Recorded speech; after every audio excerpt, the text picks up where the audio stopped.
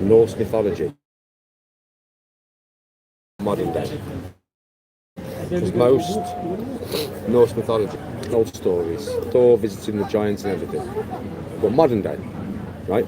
So I thought I'd read the first few pages to you before I get on the plane, so you know what I'm going to be reading on holiday. Might be quite interesting for you. I haven't read none of it yet, so we're going to do it together, right? Many gods and goddesses are named in Norse mythology. You will meet quite a few of them in these pages.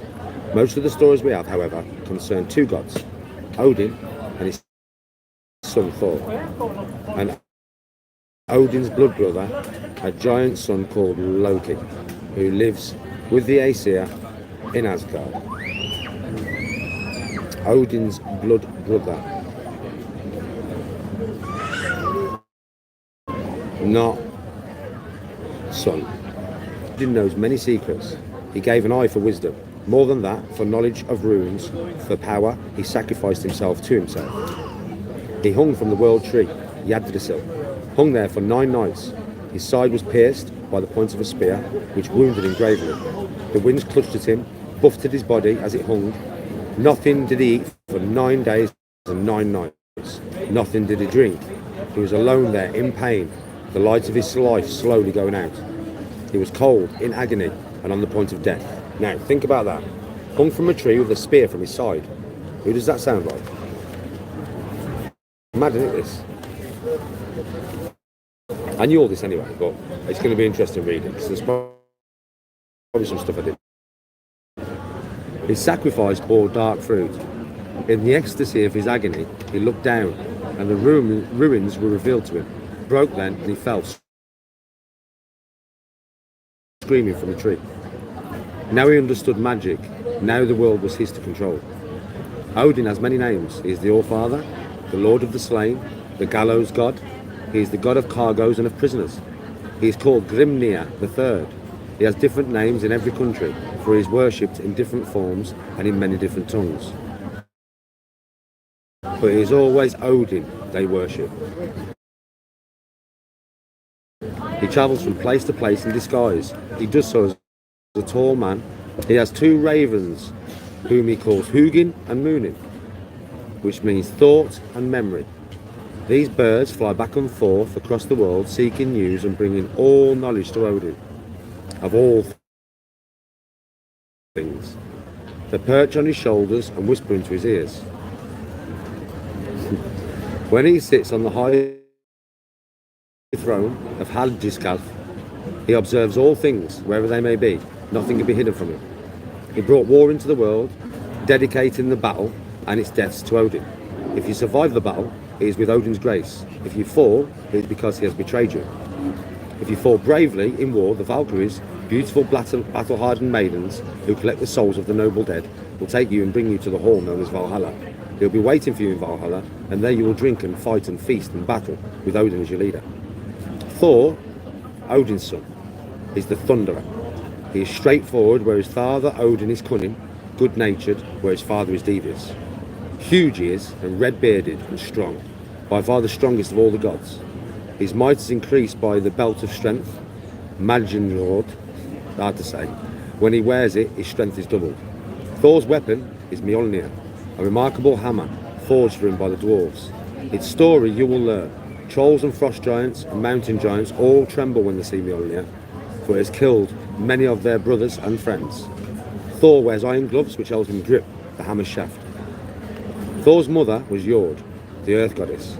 Thor's sons are Modi, the angry, and Magni, the strong. Thor's daughter is Thrud, the powerful. His wife is Sif, of the golden hair. She has a son, Ullr, before she married Thor, and Thor is Ullr's stepfather. Ullr is a god who hunts with bow and with arrows. He is the god with skis. He's a god with skis. Never knew that. Something I've just learned there. Never knew that. Interesting, isn't it, this? Thor is the defender of Asgard and of Midgard. There are many stories told about Thor and his adventures. You will encounter some of them in this book. Loki is very handsome. He is plausible, convincing, like, able, and far away the most wily, subtle, and shrewd of all the inhabitants of Asgard. It is a pity then that there is so much darkness inside him, so much anger, so much envy, and so much lust. Loki is the son of Laufey, who is also known as Now or Needle, because she was slim and beautiful and sharp. His father was said to be Farbuti, a giant. His name means he who strikes dangerous blows, and Farbuti is as dangerous as his name. Loki walks in the sky with shoes that fly, and he can transform his shape so he looks like other people, or change into animal form. But his real weapon is his mind.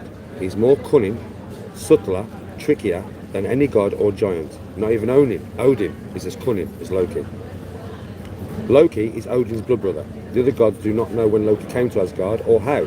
He is Thor's friend and Thor's betrayer.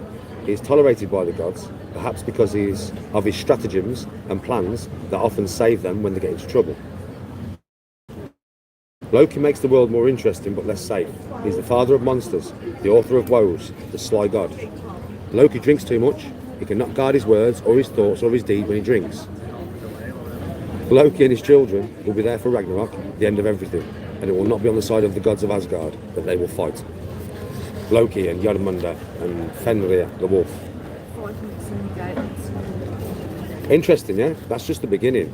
And then we've got the next chapter is the beginning and after, which will be the creation of the gods, the creation of Asgard, the creation of Valhalla, and probably Ragnarok, the end of it all. Interesting, eh? You're becoming addicted. Interesting, right? Interesting. A little bit of an interesting book there. I might read more to you on holiday. If any of you want me to read any stories from this when I'm on holiday, yeah, just ask me. And we'll have it. We'll crack on, mate. We'll crack on. Get it sold on Amazon. Book reading. That'd be funny, wouldn't it? Danny G's book reading club. What did you think of them little that little introduction? Oh, you're shocking. I'm getting on the plane shortly. We've got food and everything. We've got everything we need.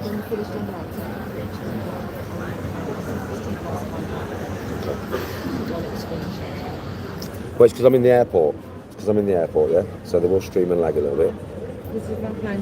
Now, folks, I'm going to go. I just wanted to read that to you. When I'm on holiday, if any of you want me to read any more stories of the Viking Aesir, let me know and I can sit down on the beach and read a story to you, not a problem. There's going to be loads of stories in here. Yeah? And we will have a safe flight. Thank you very much, Ali, and I'll see you all when I'm in Tenerife. Much love and respect, Bab. Bye. I'll see you all soon. Much love. Peace.